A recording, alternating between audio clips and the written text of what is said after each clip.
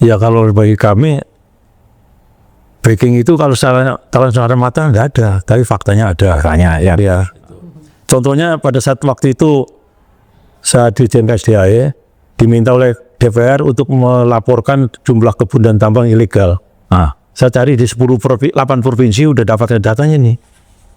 Akhirnya data ini jadi Undang-Undang Cipta Kerja yang harusnya dipenjara, bayar denda. Yang dendanya waktu kemarin dilaksanakan 21 triliun, hanya 1 triliun yang dibayar, 20 belum. Nah ini seperti ini. Ya ini ada 878 kebun sawit ilegal, ada 1.700 tambang ilegal. Namanya ada, PT-nya ada. Tingkat apakah yang tinggi, ada yang di bawahnya lagi. Nah, ketika hujan jatuh, maka dia akan terpecah. Sehingga energi kinetik yang sampai ke tanah itu kecil. Ya, termasuk jumlahnya, sehingga erosinya menjadi minimal, runoff-nya yang menyebabkan banjir juga minimal.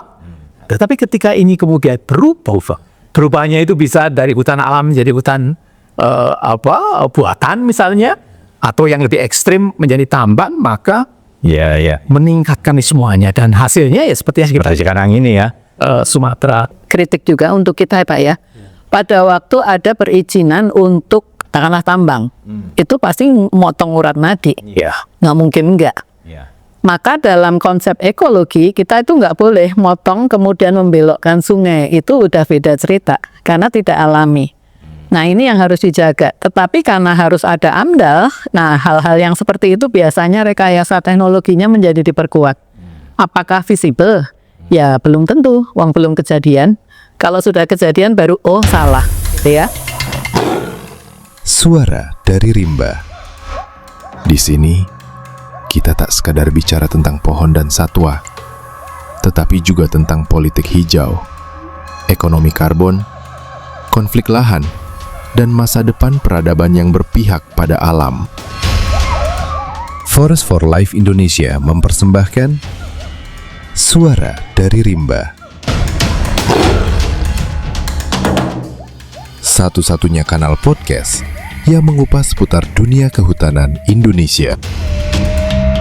Pemirsa, jumpa lagi dalam channel Suara dari Rimba. Channel yang khusus membicarakan hutan, kehutanan, dan kehidupan. Hal yang menjadi kebutuhan bagi kita semua. Hari ini saya mendapat tamu-tamu istimewa, tamu-tamu yang punya kompetensi tinggi dalam hal urusan kehutanan. Dan tema kita hari ini adalah sangat menarik, yaitu pentingnya mengintegrasikan pengelolaan das dalam perencanaan dan pengelolaan sebuah ruang, sehingga bencana-bencana itu bisa dihindari. Pembicaraan kita memang cukup padat, sehingga ikuti sampai akhir, sehingga bisa tahu apa yang kita bicarakan. Saya perkenalkan tamu istimewa kita hari ini adalah Pak Darori, anggota Komisi 4 DPR RI. Selamat datang Pak, terima kasih sudah hadir. Kemudian ahli kita, Ibu Dr. Maria Ratna. Kadang-kadang saya sering panggil Maria, tapi kadang-kadang Ibu Ratna. Beliau adalah Ketua Masyarakat Konservasi Tanah dan Air Indonesia. Ya, isu yang sangat relevan dengan persoalan bencana banjir. Kita akan belajar banyak dari beliau. Selamat datang Bu, terima kasih. Ya, kasih matur nuwun. Tidak kalah penting, Prof, terima kasih sudah hadir kembali dalam acara kami. Prof Chai Asdak, Guru Besar Universitas Padjadjaran. Beliau adalah ahli manajemen das yang kita miliki di Indonesia. Selamat datang, Pak. Selamat datang. Terima kasih, Bang Suri. Bapak Ibu sekalian, kita prihatin dengan banyaknya bencana yang terjadi di Indonesia, terutama yang sekarang baru-baru ini terjadi adalah di Sumatera. Korban sudah begitu banyak, Pak. Terakhir saya mendengar sudah 1.000 orang meninggal, ya. Ratusan jembatan rusak, kemudian pemukiman juga rusak. Maka itu adalah sebuah kerugian yang sangat besar, ya. Sebuah investasi yang dilakukan bertahun-tahun hilang dalam sehari. Nah, ini terjadi karena apa? Karena ada kerusakan di daerah hulu. Ini yang selalu diperdengarkan. Nah, apakah itu memang satu-satunya penyebab, gitu? Atau sebenarnya ada sebab lain sehingga ditimpakan, ya, yang menjadi kambing hitam ini daerah hulu. Ini kan kadang-kadang sering terjadi hal-hal seperti ini, gitu, Pak. Nah, Pak Darori sebagai anggota DPR pasti punya banyak informasi ini, ya. Undang-undang kita sudah banyak peraturan yang mengatur untuk melakukan perlindungan di daerah hulu. Tetapi kita juga tahu bahwa marak kegiatan ilegal di daerah hulu, itu baik illegal logging atau mungkin pembukaan lahan atau tambang dan lain-lain. Nah, kegiatan ilegal ini kan tidak seperti maling motor yang bisa dilakukan dalam hitungan detik. Ini pasti dalam rangka waktu yang cukup lama. Pasti banyak yang melihat, gitu, ya. Nah, tetapi ini terjadi dan berlangsung begitu lama. Kita sebagai masyarakat, sebagai rakyat awam, itu sering bertanya-tanya, ini pasti ada backingnya, gitu kan. Nah, dalam pengamatan anggota DPR, Pak, Bapak-bapak, artinya seluruh anggota DPR, fenomena backing ini sebenarnya menjadi wacana atau paling tidak pernah didengar oleh anggota DPR atau gimana, Pak? Monggo, Pak. Ya, makasih. Jadi saya bersyukur karena kejadian di Sumatera Barat, Sumatera Utara, khususnya Tapon Selatan, saya pernah bertugas di sana sebagai Kepala Dinas Kehutanan Tapon Selatan tahun 85. Pagi dilantik, jam 2 terjadi bencana alam, longsor, rumah-rumah masuk di tengah jalan. Itu jasa diperintah oleh Gubernur Raja Jenderal Siregar almarhum, juga Pak Asur Harahap menterinya, suruh nengok ke atas. Ternyata tadi yang sampaikan oleh moderator ada benarnya, di mana di atas kota Sidempuan itu ada XHPH, ya, Balai Induk, ya, Balai Induk di situ. Nah, di belakang Balai Induk itu setelah dicabut itu open access, masyarakat masuk semua, ya, di mana masyarakat menebangi kayu, tidak membutuhkan kayu, dari yang besar yang kecil dibuang ke celah-celah itu bukit, itu ya, cekungan. Nah, ini dalam membuka lahan ini ada erosi karena tanah dan kita tahu tanah di Indonesia ini rata-rata kan latosol, ya. Jadi kalau musim kering keras, tapi kalau musim hujan cepat lembek kayak bubur itu. Ya, ternyata betul. Kami lihat di Siondop ini kok, ya, di Padang Sidempuan tahun 85 saya laporkan Pak Menteri bahwa memang ada dampak daripada pembukaan atau pencabutan HPA. Bukan kita senang dicabut, tapi habis itu siapa yang jaga? Gak ada yang jaga. Sampai sekarang, ya, alhamdulillah Undang-Undang 41 sedang direvisi di Komisi 4 dan pemerintah. Itu kita ingin jelas bahwa sesuai dengan undang-undang, penugasan hutan lindung itu ada, dan hutan produksi ada pada gubernur. Kalau konservasi ada di KSDAE, sumber daya alam dan ekosistemnya. Nah, ternyata di gubernur ini tidak ada anggaran. Jadi tidak ada yang jaga hutan ini sebetulnya. Itu sudah suarakan waktu saya masih di kementeriannya itu. Jadi, dan ini kita akan rubah, Pak, seperti ini. Dan yang kedua, betul, karena saya pada waktu di Sumatera Utara telah mencabut izin kebun, ya, punya orang kaya, satu hari penghasilannya hampir 3-5 miliar. Tapi alhamdulillah saya tidak terkontaminasi. Ya, akhirnya dibawa ke pengadilan di Jakarta pada masanya Pak Menteri MS Kaban. Itu saya saksi utamanya dihukum 8 tahun dan kebunnya disita 47.000 hektar. Itulah contoh ya. Jadi apa yang disampaikan oleh moderator, apakah ada orang di belakangnya? Ada. Bahkan waktu itu yang bikin marak adanya otonomi.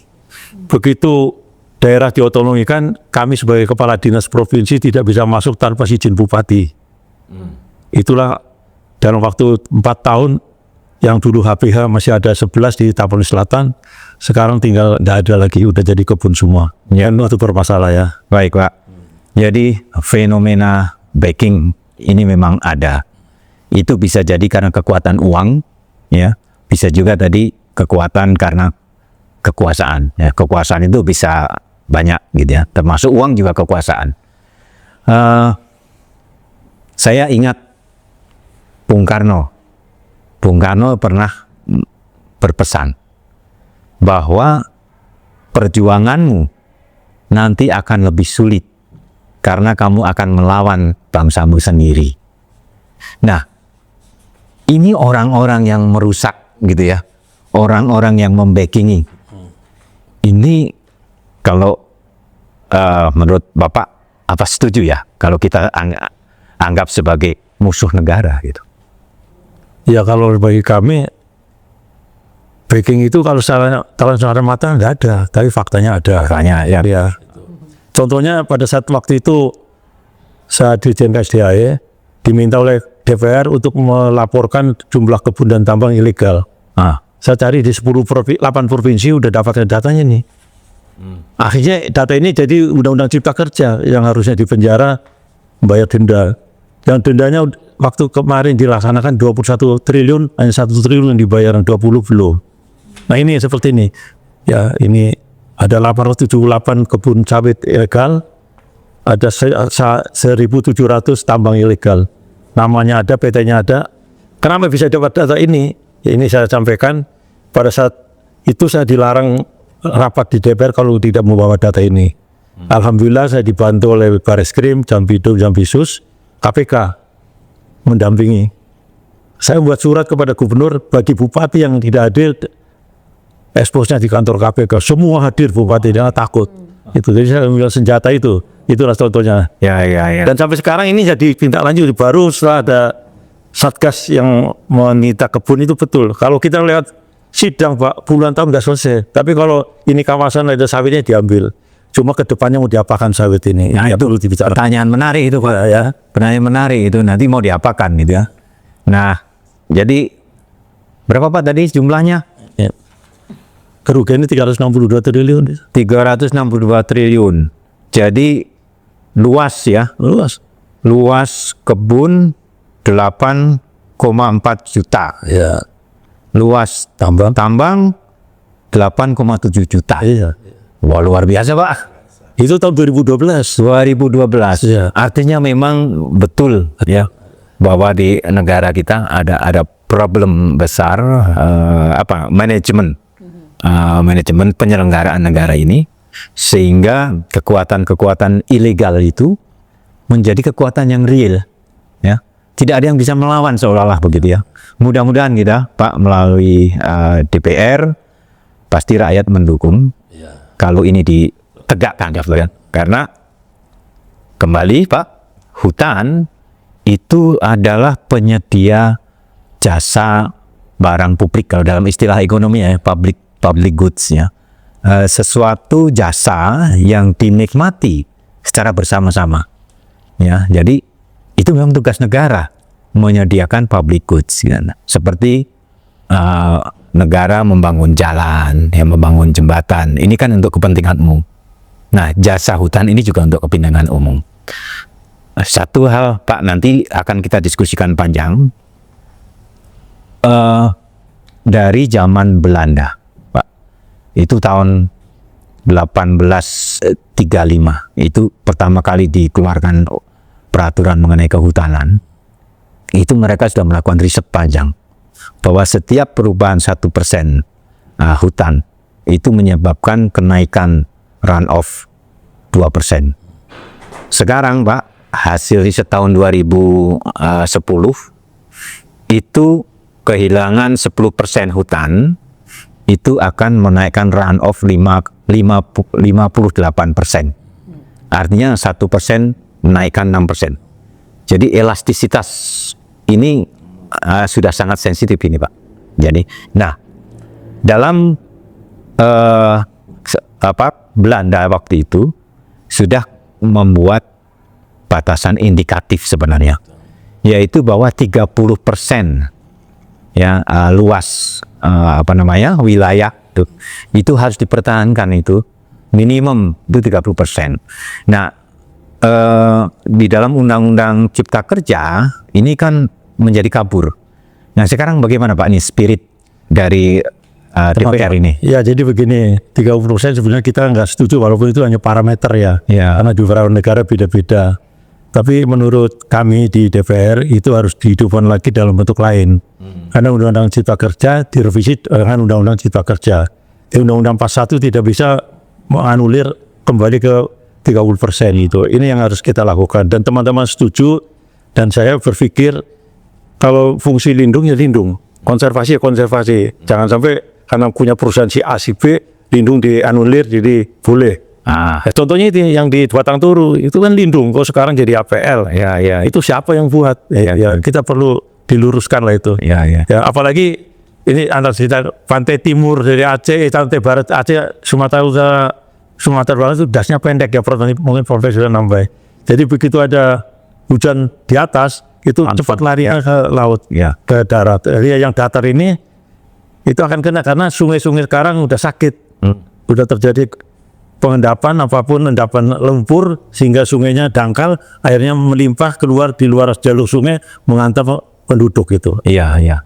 Saya kira kita setuju lah kalau ini ya, Pak Ibu sekalian, kalau artinya kita kembalikanlah fungsi yang memang untuk melayani publik ini harus diutamakan. Nah, saya ke Prof.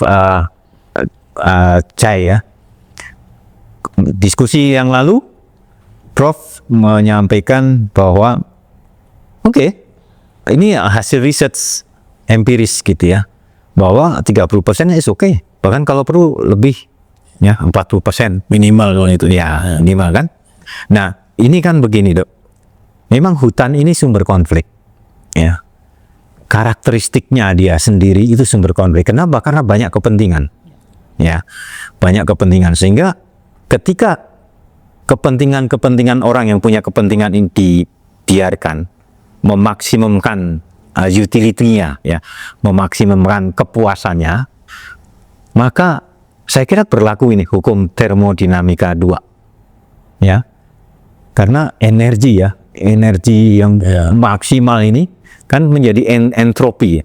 Nah, entropi maksimum entropi ini pasti akan berujung pada kehancuran, kan gitu.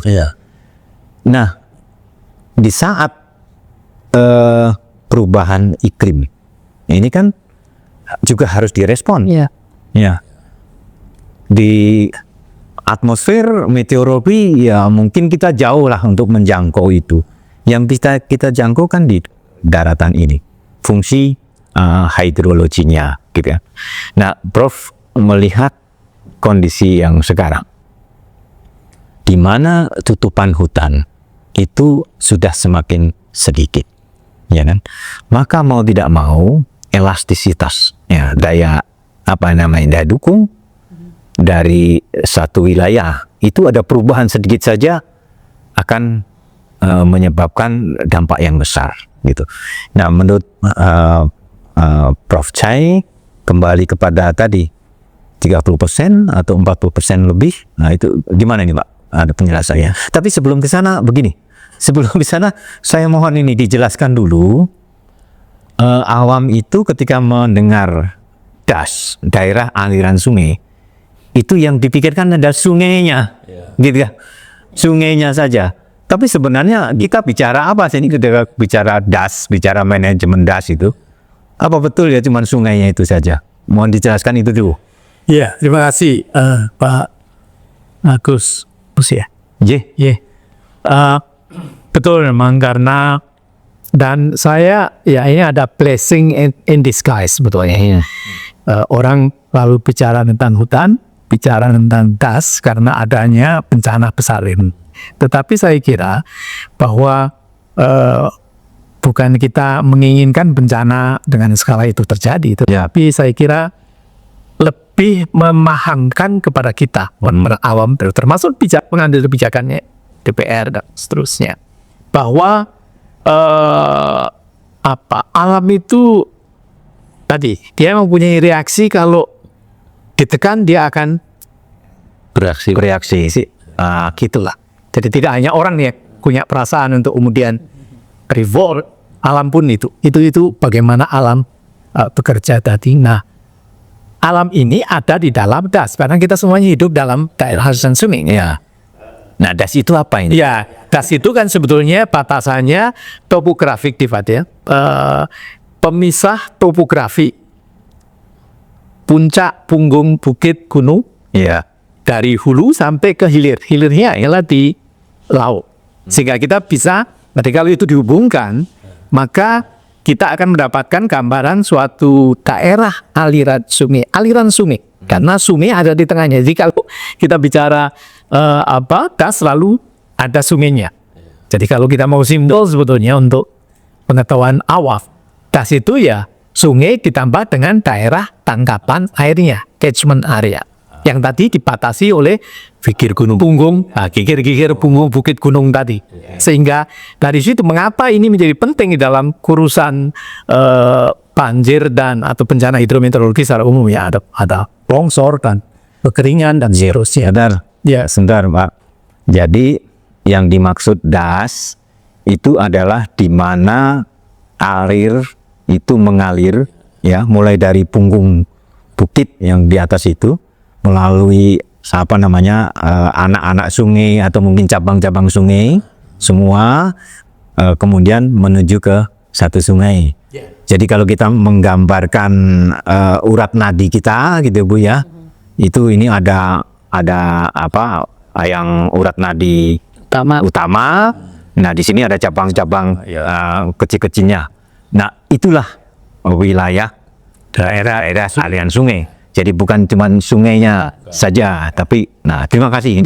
Nah, sungai itu memberikan respon ketika daerah tangkapan airnya tadi, ya kan? Jadi ada sungai, ada daerah tangkapan airnya di kiri kanan sungai, ya, saya dibatasi di ujungnya oleh puncak bukit gunung tadi. Ya, kalau situ kemudian kita bisa menelusuri air hujan, ya, itu akan masuk ke dalam sungai mana atau das mana, ya, tergantung dari posisinya. Ya. Seperti kita katakan tadi kan, jadi kita semuanya hidup dalam das kecuali mereka yang hidupnya di tengah laut.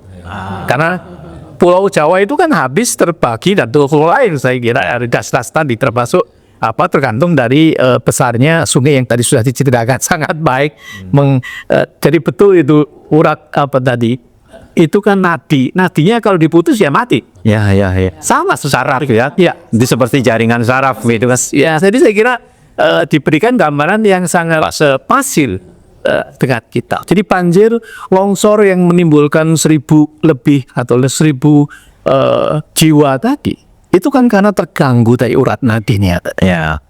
Kalau secara alam dia mengalir tertampung, tapi karena rusak, katakanlah gitu, terganggu. Dari sebagian sudah disampaikan terganggunya itu karena gangguan yang ada di wilayah hutan, ya. Tetapi saya kira tentu ya tidak hanya hutan, karena kalau kita lihat data sebetulnya kan hutan itu hanya sebagian kecil dari wilayah daratan kan. Jadi artinya saya kira mungkin juga kita harus memperhatikan itu daerah di luar kawasan hutan tadi. Ya. Jadi saya kira itu, dan itu yang terganggu, landscape-nya terganggu, responnya bisa ditunjukkan dalam bentuk aliran air dan termasuk lumpur. Ya, lumpur itu kan karena erosi, sedimentasi, longsor dan seterusnya. Ya, itu yang saya kira tadi dijelaskan oleh Pak Darodi, salah satunya yang kaitannya dengan hutan dan tambang tadi. Karena hutan dan tambang ada di daerah tangkapan airnya. Iya. Dan hutan tambang itu kalau salah hidrologi, kalau tutupan. Jadi kenapa hutan itu menjadi penting di dalam konteks hidrologi untuk mencegah banjir dan seterusnya? Karena hutan utamanya hutan alam itu dia punya stratifikasi tajuk yang berjingkar. Apakah yang tinggi, ada yang di bawahnya lagi. Nah, ketika hujan jatuh, maka dia akan terpecah. Sehingga energi kinetik yang sampai ke tanah itu kecil. Ya, termasuk jumlahnya, sehingga erosinya menjadi minimal, runoff-nya yang menyebabkan banjir juga minimal. Tetapi ketika ini kemudian perubahannya itu bisa dari hutan alam menjadi hutan buatan misalnya, atau yang lebih ekstrim menjadi tambang, maka meningkatkan semuanya, dan hasilnya ya seperti yang kita Seperti sekarang ini ya. Sumatera. Tadi ada istilah energi kinetik. Jadi ini sederhananya ya. Ini butiran hujan air jatuh kena tanah, karena jatuhnya keras, maka tanahnya lepas, disebutnya lumpur, lepas jadi lumpur lah gitu. Nah, Bu Maria atau Bu Ratna? Dua-duanya boleh. Dua-duanya boleh ya. Nah, ini perubahan iklim ini udah sebuah kenyataan. Nah, salah satu dampaknya itu curah hujan makin tinggi di musim hujan. Sementara makin kering di musim kering, sehingga ya harus beradaptasi, gitu kan. Nah, tadi Prof. Chai, saya kira inti dari salah satu faktor utama dalam pengelolaan ruang itu wilayah hidup kita tadi kan, itu adalah konservasi tanah dan air. Ya, nah, bagaimana sebenarnya mekanisme kerjanya itu sehingga konservasi tanah dan air itu menjadi penting bagi perencanaan secara keseluruhan. Ya, baik, terima kasih Mas Sopo Pak. Jadi ada Undang-Undang Konservasi Tanah dan Air, di situ Pak Darori juga menjadi pionirnya. Saya hanya meneruskan setelah sekian puluh tahun, dan puji Tuhan saya ikut yang pasti ketok palu gitu ya, setelah proses lebih dari 15 tahun kalau saya nggak salah. Iya. Nah, sebenarnya dalam undang-undang itu banyak mengatur mengenai bagaimana perlakuan manusia terhadap tanah. Jadi tanah dan air jangan dipisah. Bahwa tanah itu pasti nempel, nanti ada airnya gitu ya, nempel di situ. Nggak boleh dipisah, ngomong tanah sendiri, air sendiri, itu nggak boleh. Karena itu satu kesatuan. Nah, apa yang harus dilakukan, bahwa di situ ada dituliskan mandatnya, sebenarnya manusia ini punya tanggung jawab terhadap pemulihan, pemeliharaan, dan juga perlindungan terhadap tanah dan air. Kenapa? Karena itu hakikinya kita sebagai manusia, kita nggak bisa hidup tanpa tanah dan air. Kita masih minjak bumi gitu ya. Nah, apa yang dijelaskan oleh Pak Chai tadi relevan sekali dengan konservasi tanah dan air, karena disitulah peran, kalau beliau lebih ke hidronya, bagaimana nanti tadi uratnya dan sebagainya. Kalau konservasi tanah dan air itu meliputi justru permukaannya semua, the whole system. Ya, termasuk kalau di Undang-Undang 41 itu mengatakan harus wilayah 30%. Mungkin dulu banget itu pas bisa. Sekarang nggak bisa, karena tadi ada elastisitas yang berubah gitu ya. Jadi kalau toh tetap di angka 30, pasti ada plus-plusnya keterangannya. Dengan topografi sekian di lokasi ini dan seterusnya, itu yang harus dijumlah menjadi 30. Nggak boleh ditawar.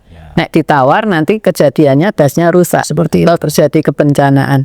Jadi ini untuk dari sisi konservasi tanah dan air ini akan sungguh menjadi indikator kesuksesan di mana kita akan berada. Mau pembangunan, mau perumahan, mau perkebunan, pertambangan, dan semuanya harus terintegrasi untuk menyumbang ini.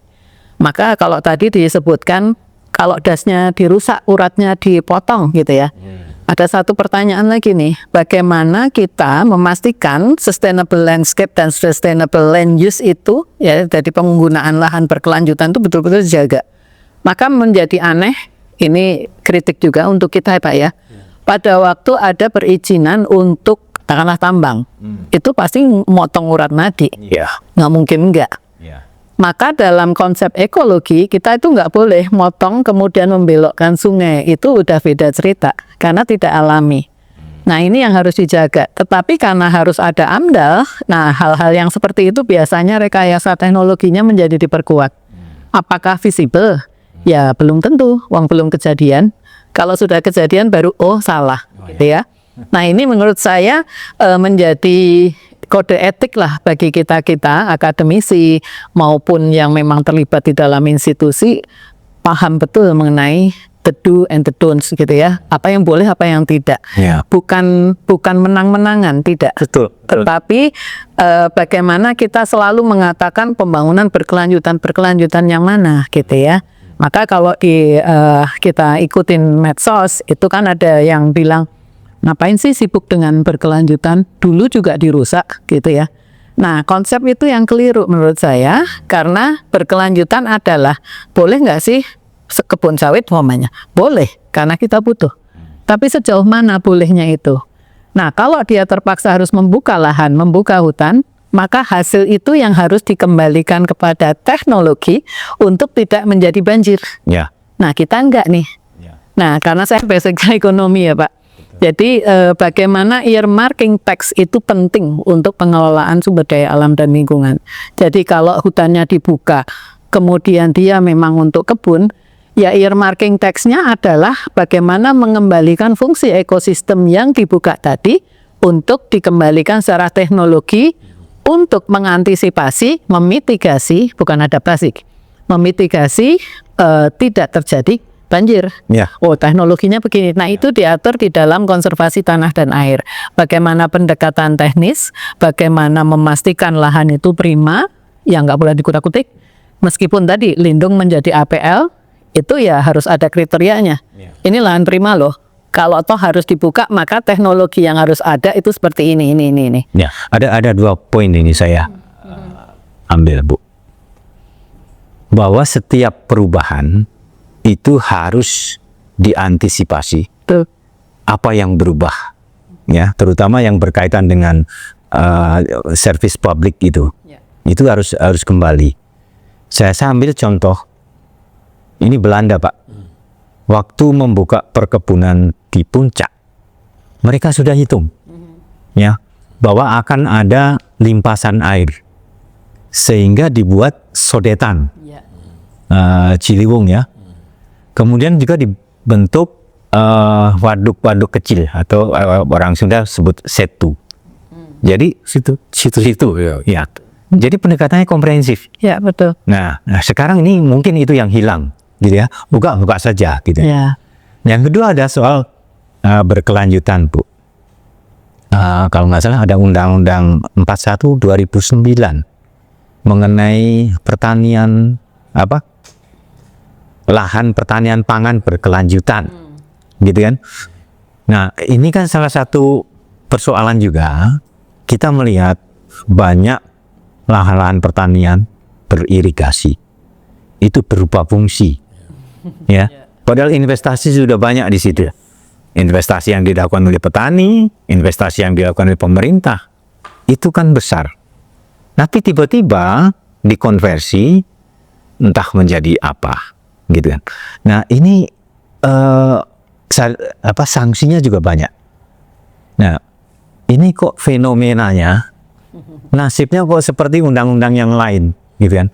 Nah, pengamatan Ibu gimana dia, Pak, kan ini? Ya, saya tuh sampai capek ya Pak ngomong seperti ini ya. Ya boleh capek, Bu. Nggak boleh capek. Bu, ayo toh, karena ya saya beruntung background studi saya ekonomi lingkungan nih Pak. Mari kita ngomong dari sisi duit, gitu ya. Ya. Nah, akan enak gitu ya kalau ngomong uang daripada BOD, COD itu orang kalau memang bukan backgroundnya nggak ngerti erosi, sedimentasi apa sih gitu ya, karbon lah dan sebagainya. Tapi kalau uang ketemu uang, gampang bayangkan. Nah, maka pertanyaan saya menggasar mengapa gagal? 1, pemerintah membiarkan. Dalam arti kalau saya punya sawah beririgasi, saya jual tanah saya ke Pak Darori, harga tanah sawah itu lebih murah daripada tanah jadi settle gitu ya, yang tinggal dibangun rumah. Kalau tanah pertanian kan saya harus nguruk, harus disedot biar kering, biar kalau saya tanami beton itu bisa berdiri. Nah, sanksi ini tidak diterapkan. Padahal dari pemerintah sudah membangun irigasi yang mengalir dari tanah saya menuju Pak Darori agar yang sebelah sana keairan. Nah, sanksi ini tidak ada penerapannya. ya maka terjadilah seperti sekarang gitu loh. Jadi mari kita berhitung secara ekonomi bahwa berapa sih kerugian pemerintah. Kalau toh saya maksa mau menjual, harusnya saya kena. Silakan dijual, tapi kamu harus mengembalikan investasi kepada pemerintah sepanjang ini serugi sekian. Gitu yang penting. Ya, ini problem di mana-mana nih, Bu. Tidak pernah dihitung tuh, gitu kan, cost and benefit. Dan kecenderungannya bahwa hampir ya kebanyakan kita itu kan belajarnya ekonomi klasik atau malah ekonomi Akuntansi, ekonomi manajemen. iya pengantar deh. Iya, Pak. Mana di situ adalah maksimum benefit. Maksimum benefit itu kalau bahasa lain kan serakah, ya kan? Untung sebesar-besarnya, tidak memperhatikan kepentingan yang lain. Nah, di dalam resource economic atau environmental economic itu yang namanya natural abundance itu inklusif di dalam perhitungan ekonomi itu. Nah, ini yang nampaknya hanya ada pengetahuan ini di lingkungan para akademisi, ya, di dalam praktek belum ada. Tapi saya kembali ke Pak DPR nih, soal penegakan aturan. Ini kan kita rakyat biasa nggak bisa, Pak. Kita sangat mengandalkan ya negara, pemerintah gitu kan. Nah, Bapak-bapak DPR bagaimana nih melihat kok ini hampir semua aturan kok nggak jalan nih, kenapa ini gitu, Pak?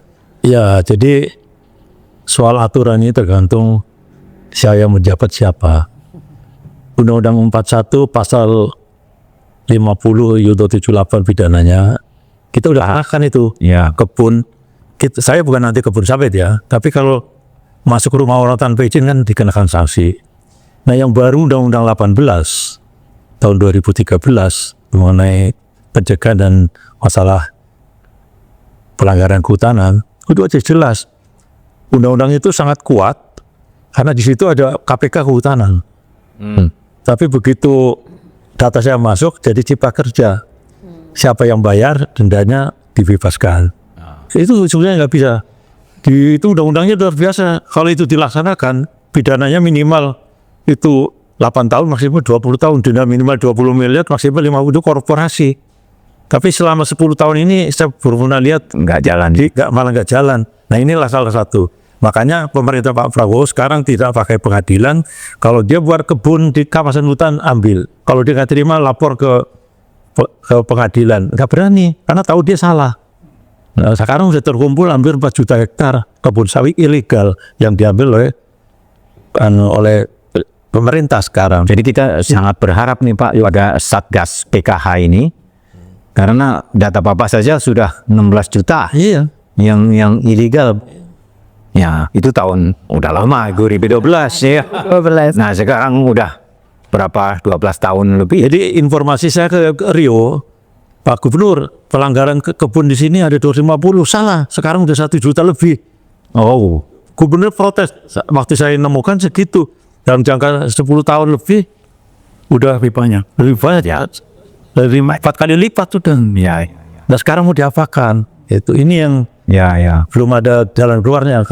Menurut saya, tadi kalau itu pembuatan kebun tambang di kawasan konservasi, cabut, kembalikan konservasi untuk satwa tumbuhan yang dilindungi. Kalau hutan lindung, itu kembalikan jadi hutan lindung lagi.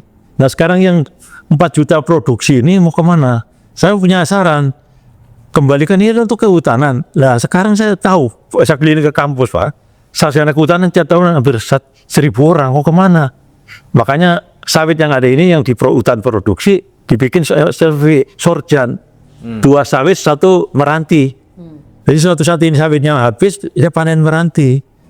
Coba kalau 4 juta, 1 juta tanam meranti, bayangkan. Ya. Itu luar biasa. Betul. Ya. Jadi itu transformasi ya, Iya. transformasi dari sawit menjadi hutan. Itu bisa dilakukan tanpa Membabat habis sawit. membabat habis sawit. Ya, saya kira ide yang sangat bagus ya, Bu. Artinya keterlanjuran tadi ya Ya, kita tunggu ya. dibenahi ya, tapi dengan program yang saya dukung Pak. Ya, terima kasih. Saya dukung. Mudah-mudahan kritik mengenai Undang-Undang 41 sedang direvisi awal tahun depan udah selesai. Saya. Dan kita akan lebih jelas apa fungsinya, apa tugasnya. Bahkan di situ akan kami tulis bagi pejabat yang lalai dikenakan pidana. Oke. Pejabatnya kena juga ya. Karena harus itu. Ya kan selama ini aman-aman aja, Bu.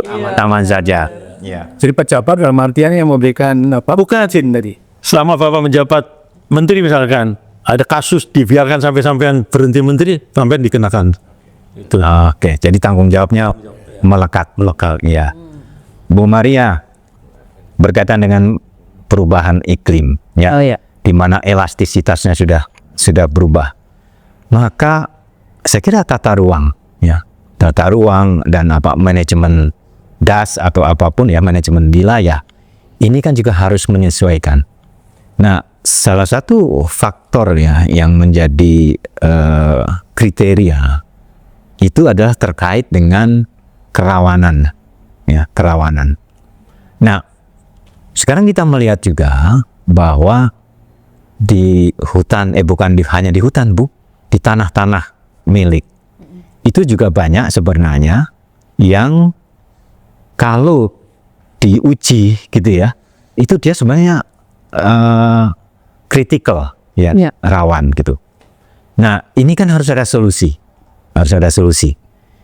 Salah satu solusinya kalau pakai pendekatan vegetatif, ya dia harus ditanam dengan tumbuh-tumbuhan pepohonan, gitu ya. Nah, di dalam undang-undang kehutanan, Pak, itu sudah ada perubahan. Kalau zaman dulu yang namanya kawasan hutan itu harus hutan negara. Di Undang-Undang yang 41 itu adalah berdasarkan fungsi. Jadi kalau tempat-tempat yang memang secara fungsi itu lebih penting untuk ekologi, ya itu harus dihutankan. Nah, ini kan negara lagi yang harus intervensi gitu. Nah, dalam konteks konservasi tanah dan air gitu, bisakah kita, Ibu, mendorong juga supaya ini daerah rawan ini harus dikonservasi? Ya, baik. Kekayaan, saya balik ke MKTI ya, karena saya bicara dari Masyarakat Konservasi Tanah dan Air Indonesia. Kami itu punya pengurus di seluruh Indonesia. Tadi sebelum mulai ngobrol dengan Pak Darori bahwa saya tuh punya cita-cita ya, anggota MKTI ini bisa memetakan seluruh wilayah di Indonesia. Jadi MKTI cabang Sumatera Utara, Sumatera Barat, dan seterusnya sampai ke Papua sana, bisa membantu untuk memetakan wilayah-wilayah tanah kritis, tanah prima, dan sebagainya. Nah, ini bisa mendukung upaya Pak Darori di Undang-Undang 41, termasuk mendukung pemerintah dalam menetapkan kebijakan. Kalau tanah pekarangan, apa yang harus dilakukan? Katakanlah masing-masing karena keterlanjuran, kembali lagi ya, namanya populasi sudah meningkat ya. Nah, karena keterlanjuran ini, maka orang yang hidup di wilayah yang rawan banjir, rawan longsor, karena di situ sudah ada perumahan, kita kan nggak mungkin pindah, ya, karena itu berat. Nah, tetapi di situ konservasi tanah dan air apa yang diharuskan? Nah, ini teman-teman Satu Indonesia bisa nih membantu. Jadi katakanlah di daerah Kemiringan Citarum, gitu ya, itu ya, tanahnya kan kelihatan banget tuh, yang saya terakhir ke Bandung itu sangat rentan terhadap longsor, tapi rumahnya banyak. Ya berarti yang harus kita bantu adalah bagaimana sistem perakaran itu muncul dengan menanam pohon-pohon di daerah kemiringan untuk menjadi barrier si perumahan. Plus orang-orang yang tinggal di situ sendiri juga harus melakukan perlakuan yang akan dibantu oleh bagaimana teknik dari sisi teknis untuk konservasi tanah dan air. Nah, ini seperti Pak Cai dan teman-teman yang MKT itu punya pasukannya, Pak. Terkait dengan perubahan iklim yang ini sudah di depan mata ya, Pak ya. Nah, ini pun juga harus dibantu. Maka yang kejadian banjir kemarin yang disalahkan oleh perubahan iklim, yes, ada bagian kontribusi driving faktornya ya, driving faktornya di situ, tapi bukan single factors ya. Nah, bagaimana upaya memitigasi ini dengan perubahan iklim? Katakanlah kita tahu nih siklonnya akan terjadi di wilayah ini atau curah hujan akan tinggi di wilayah itu. Nah, ini sudah bisa dimonitor dari awal menggunakan tadi data yang disampaikan oleh teman-teman MKTI. Jadi kalau udah ada bahwa nanti ini dilaporkan, kemudian integrated policy yang akan muncul. Tapi jangan sampai ini tidak didukung dengan tadi. Ujung-ujungnya kami nggak punya dana. Nah, BMKG juga udah teriak kan ini. Nah, bagaimana ini dipahami betul bahwa sekarang memang memang fokus ke kebencanaan itu harus lebih intens, lebih tinggi, butuh dana besar karena ya tadi akibat yang kemarin gitu ya. Kesalahan-kesalahan, menebus kesalahan kemarin. Kita akan menyalahkan si A, si B, si D, tapi fakta di depan mata. Saya punya pemikiran satu lagi Pak, sebenarnya yuk kita jadikan tahun ini katakanlah tahun kebencanaan yang paling tinggi itu sebagai baseline. Kedepannya mau apa? Sama dengan Pak Darwo. Kalau ini perkebunan di stop, jangan sawit lagi, tingkatkan produktivitas, jangan buka lahan, maka yang harus tersisa ini diapakan? Yang masih ada, tapi jangan ditambah lagi gitu ya. Nah, ini yang hal-hal yang menjadi critical point kita, menjadi baseline kita, dan untuk for the sake of kebijakan yang akan diambil, menurut saya itu penting banget. Nah, konservasi tanah dan air bisa berkontribusi ke situ. Oke, Bu, perubahan iklim ini kita butuh respon cepat. Betul. Ya, jadi sekarang ini pemukiman yang padat itu bukan hanya di kota, di desa pun juga demikian. Di daerah-daerah tangkapan air. Nah, di pemukiman itu, Bu, itu kan prinsipnya air itu dibuang secepatnya. Ya, hampir 100% buang langsung ke sungai. Jadi kan ini juga harus ada tindakan-tindakan. Begitu juga lahan-lahan yang telah dibuka menjadi kebun atau menjadi apa, itu juga harus ada tindakan-tindakan bagaimana supaya runoff ini tidak semuanya ke sungai, buang ke sungai kan gitu. Saya ke Prof. C dulu, ini waktunya memang kita masih ingin banyak cerita gitu ya. Kemarin Prof itu cerita ya bahwa kalau di hutan ini ada hasil riset. Kalau hutan itu vegetasinya ditambah, itu runoff-nya turun. Gitu kan ya. Tapi sebaliknya di kebun itu kalau vegetasinya ditambah, runoff-nya naik. Lah ini fenomena ini bagaimana? Iya. Ini ya. Jadi pertama yang terkait dengan ini, jadi hasil riset ini, dan itu riset dilakukan di Jambi. Saya kira dari saintis dari PB of Tarikan, ya. Jadi real kita. Jadi kita nggak bisa diakui itu di tempat lain. Dan hasilnya memang seperti itu, ya. Bahwa dia membandingkan sebetulnya antara hutan alam dengan perkebunan. Perkebunannya itu perkebunan kelapa sawit dan karet ya. Dan hasilnya singkat ceritanya, tentu karena ini diterbitkan di jurnal yang sangat kredibel tadi Inggris ya. Itu tadi yang dikatakan tadi, ketika tutupan hutan alamnya ditambah, itu runoff-nya turun terus. Sehingga disitulah infiltrasi dan sebagai penyumbang air tanah. Saya kira begitu idenya. Dan sekaligus hutan sebagai pengendali bencana hidrometeorologi karena menyebabkan banjir, longsor dan seterusnya. Nah, di perkebunan ya karena sama umur dan sama jenis, ya tidak ada vegetasi tajuk yang bertahap tadi. Ya, alam itu kan bertingkat-tingkat gitu. Dan itu yang menyebabkan tadi kenapa dia menjadi runoff-nya turun ketika ditambah luasannya. Nah, sementara di perkebunan dia sebaliknya yang terjadi. Ketika tutupan perkebunan itu ditambah, maka runoff-nya meningkat. Ini yang saya kira kalau kita mengharapkan awan termasuk mungkin anggota DPR siapa tahu ya karena mereka tidak terekspos dengan itu. Saya kira podcast seperti ini kan menjadi bagus karena kemudian mengungkapkan hasil-hasil research tadi. Ya, sehingga dengan demikian, apakah kemudian hutan perkebunan tidak boleh? Enggak lah. Ya, kita perlu hanya ada catatan tadi ya Bu Maria mengatakan perlu dipetakan. Sama. Saya kira beliau sudah menyatakan sama kan, petakan. Misalnya mau membuka hutan tanaman industri ya, kan ada wilayah degraded forest yang bisa digunakan untuk jadi kan lagi. Jadi pilihannya bukan boleh tidak boleh, tetapi di mana berapa luas. Setelah melalui kajian saintifik tadi, dan ini yang saya kira tidak ditemukan. Jadi saya kira prinsipnya itu. Nah, ini saya kira akan mengklarifikasi terkait dengan soal pohon sawit sama ada ada staunya. Jadi saya kira tidak sesederhana itu. Karena ada hal yang itulah yang saya sepakat sekali dengan Pak Karori tadi. Ya kalau dan itu jadi juga diisukan pendekatan fungsional. Dan saya kira mungkin juga kita jangan terlalu fokus bahwa itu penting ya, tetapi tidak hanya di kawasan hutan.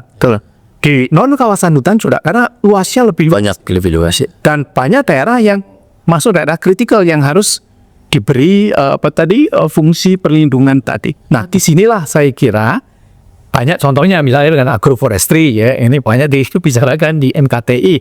Tapi saya kira yang penting juga adalah ya bagaimana menciptakan insentif tadi. Karena itu kawasan non hutan. Tergantung dari pemilik kan. Nah, kalau pemiliknya tidak mendapatkan bicara duit tadi, ya ngomong secara jelas. Nah, saya kira saya sepakat itu ya. Memang iya duit. Nah, itu bisa diatur, dan saya kira ini yang saya kira termasuk tidak hanya sekedar idenya, tetapi juga termasuk bagaimana memanfaatkan local bank tadi, financial mobilization tadi ya. Bank-bank yang tidak hanya BPD saja, tapi bank-bank normal itu bisa terlibat di dalam menciptakan insentif tadi. Saya kira insentif menjadi poin yang penting untuk mendorong yang di luar kawasan hutan, sehingga tidak terlalu pendesa hutan. Nah, kalau hutan saya sebetulnya lebih pada walaupun itu biar tidak ahli ya Pak Karori ya, tidak lebih mudah ya, gede-gede itu ya, duitnya gede, wah segala macamnya gede itu ya. Tetapi saya kira kita juga harus memberikan perhatian di luar kawasan hutan. Ya, oke, baik. Evaluation, Pak, Bu. Evaluasi ekonomi, Bu. Bapak sekalian. Hutan itu memberikan jasa, ya, public goods, barang publik. Ini nggak pernah dinilai, gitu kan? Sehingga ketika otonomi daerah, mereka berpikir PAD, gitu kan? Nah, hutan ini nggak ada nilainya. Jadi waktu mengambil kebijakan, ya nggak menjadi bahan pertimbangan. Sedangkan fungsinya itu besar sekali, ya. Misalnya dari air saja, air ini kan menghidupi pertanian semua, menghidupi alam itu sendiri, menghidupi semua, menjalankan industri. Nah, sehingga saya kira kembali lagi nih ke Pak DPR, ya, bagaimana mendorong pemerintah melakukan evaluasi, gitu ya. Supaya apa? Supaya pertimbangan kita itu jadi lebih matang, gitu kan. Bahwa negara itu punya tugas utama menyediakan layanan publik. Nah, hutan itu secara alamiah sudah itu melakukan layanan publik, gitu. Nah, tinggal kita menjaganya, ya. Kita menghargainya, gitu. Ya, jadi setelah saya duduk di sini ada teringat itu program penghijauan dan reboisasi selama habis orde lama, baru nggak dilaksanakan tahun 76 sampai 9. Itu luar biasa kan ya. Maka saya akan mengusulkan untuk tanam masyarakat ditanami tanaman yang produktif. Artinya kalau ditanami misalkan manggis, durian dan seterusnya tidak akan ditebang. Konservasinya jalan, hasilnya ada. Kalau selama ini contohnya zaman Pak Aswar itu sengonisasi di Jawa, sekarang jalan terus, masyarakat tidak perlu dan bibit, beli sendiri, cari sendiri, karena udah bermanfaat.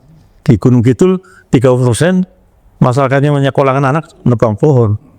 Yang dulu saya kira tahu, saya waktu sekolah nggak ada pohon, usul kami berarti di Itar ya. Jadi itulah, cuma manusia ini nggak ngerti ya, nggak semuanya paham. Jadi maksud saya jangan sampai seolah-olah kita ini melarang ataupun tidak suka dengan faktor kebun, bukan. Di mana yang boleh, karena kita aturan menentukan hutan lindung, hutan produksi konservasi sudah jelas. Kalau di dalamnya ada satwa dan tumbuhan yang dilindungi itu konservasi. Kalau hutan lindung jelas kriterianya 120, kelerengan, curah hujan dan kepekaan tanah. Kalau dijumlah nilainya di atas 120 hutan lindung. Dan ini tanah masyarakat banyak yang hutan lindung. Contohnya di Banjarnegara ada pohon sebesar ini di atas, ternyata habis jatuh, tidak ada penebangan. Ternyata tebalnya tanahnya 30 cm, bawahnya udah batu, sehingga tahan pohonnya jatuh ke kampung. Itu terjadi. Jadi kita harus betul-betul dari para teman-teman riset perguruan tinggi untuk gimana yang tepat gitu. Ya. Kalau itu dilaksanakan, ini mau saya usulkan, impres penghijauan reboisasi mesti dijalankan. Reboisasi dikerahkan oleh Kementerian Teknis, kalau penghijauan langsung rakyat. Itu rakyat itu sebenarnya Sumatera Utara saya lama. Molding di jalan Siantar Medan itu pabrik banyak, ini dari kayu pinus. Sekarang tutup semua moldingnya karena nggak ada bahan bakunya.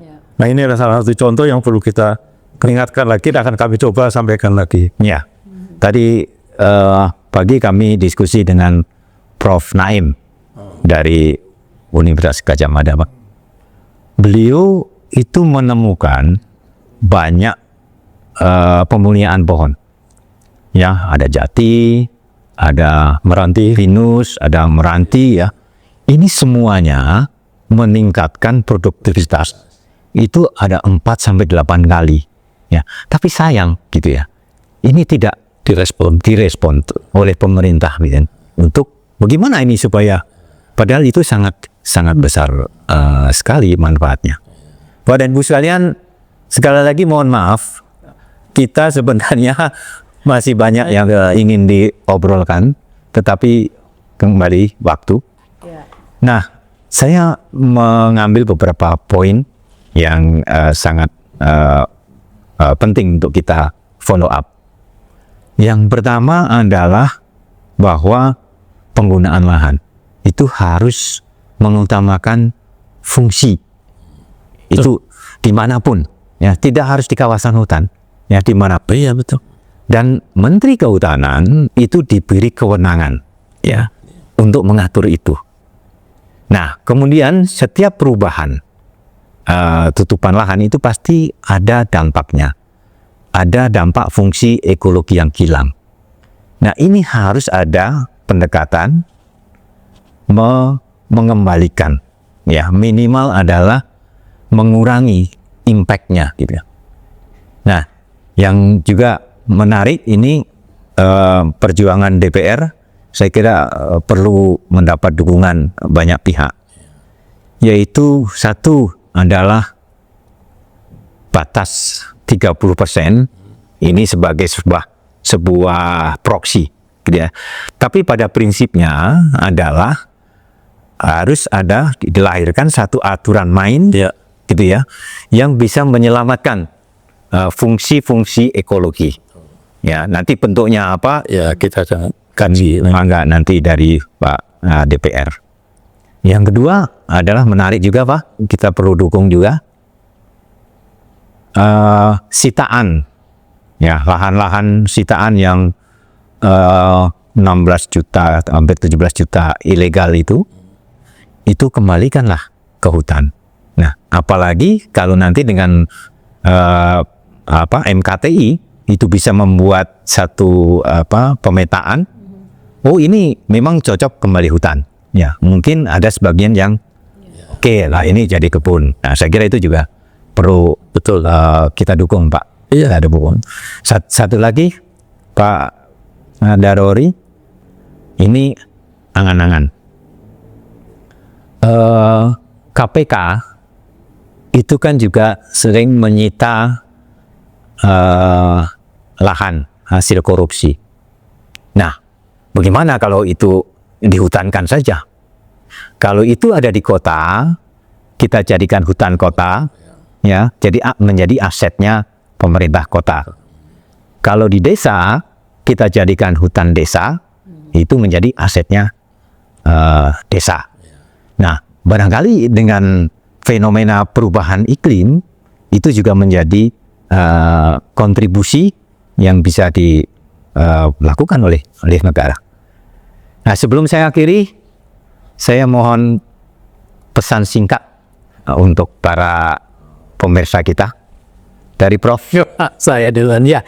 Saya akan kembali kepada hasil research tadi yang membandingkan antara hutan alam dengan perkebunan. Jadi implikasinya lah kira-kira itu ya jangan kemudian disamakan hutan alam itu dengan hutan jenis yang lain. Kalau kita menggunakan pendekatan fungsi, karena fungsi konservasi, fungsi lindung itu nggak bisa digantikan. Ya, jadi saya kira itu satu poin.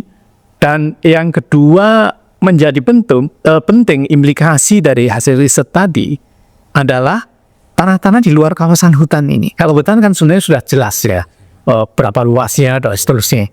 Nah, yang di luar kawasan hutan itu saya kira juga harusnya mengarah kepada hasil kalau kita ingin dia memberikan efek terhadap pengendalian bencana hidrometeorologi, maka diupayakan untuk seperti berfungsi seperti hutan lah kira-kira gitu. Nah, tentunya kan ada agroforestry. Saya kira itu akan menjadi misi utama juga dari MKTI ya, bagaimana menciptakan agroforestry di luar kawasan hutan ya, sehingga kalau itu dilakukan itu akan menjadi kita berharap lah, karena semuanya itu kan dominasi asasnya kan. Makin banyak itu dilakukan, maka dia akan menjadi makin besar efeknya. Nah, mudah-mudahan dengan insentif yang baik, dengan dukungan financial flow yang tepat ya, maka itu akan menjadi bagian dari perlindungan oleh masyarakat tadi, sehingga tidak semuanya dibebankan kepada pemerintah lah kayak gitu. Oke, terima kasih. Bu Maria? Ya, kalau menurut saya penting edukasi.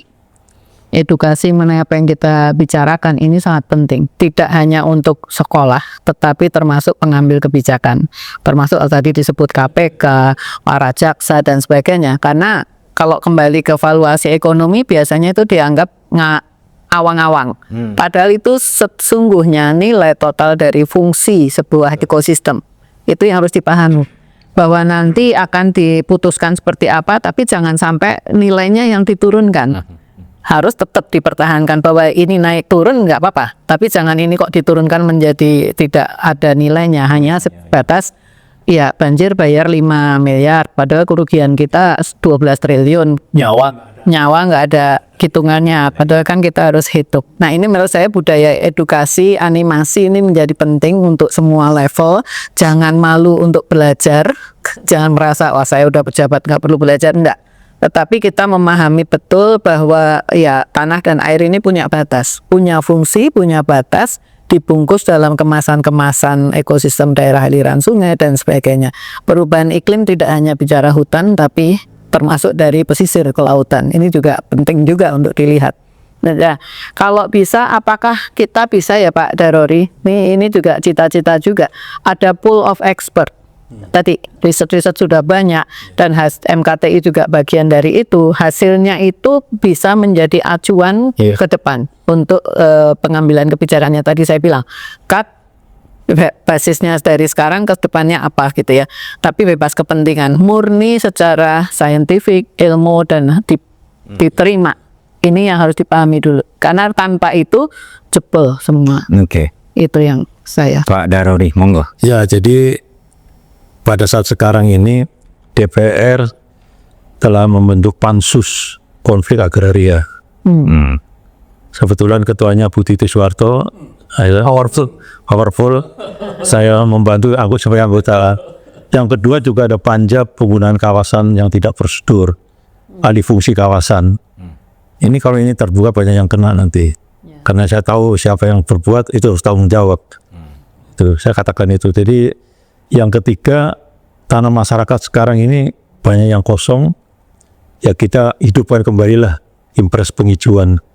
Impres penghijauan ini biar tidak dikorupsi, polanya blok grant, uang langsung ke ketua kelompok. Begitu kelompoknya diperiksa hasilnya bagus, itu untuk mencairkan. Tidak di Jakarta, di dinas, tidak di kabupaten, langsung ketua kelompok. Ini udah saya lakukan, walaupun dulu sempat diributin, tapi saya aman ya, nggak pernah diperiksa karena memang nggak pegang duit. Itu yang perlu ditindaklanjuti. Ya jadi sekarang kan cerita nanam, saya kira 10 tahun ini saya nggak tahu nanam di mana, nggak ada. Ya. Di luar kawasan ya, kalau kawasan itu memang udah tugasnya ada HTI, ada yang lain.